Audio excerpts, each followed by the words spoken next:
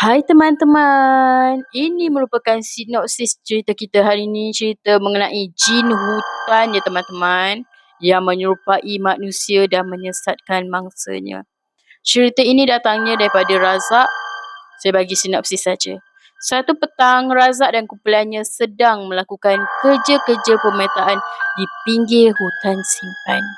Kerana terlalu fokus, Razak tidak sedar dia sudah terpisah agak jauh dari rakan-rakan yang lain. Waktu itu menunjukkan jam pukul 7.05 malam. Matahari sudah tenggelam dan hutan mula menjadi gelap gelita. Tiba-tiba Razak terdengar suara azan maghrib yang berkumandang. Sangat merdu. Dia menyangka ada surau berdekatan, jadi dia berjalan menuju ke arah suara itu. Namun semakin dia berjalan, suara azan itu semakin sayup dan arahnya sentiasa berubah-ubah. Sekejap dari kanan, sekejap dari belakang.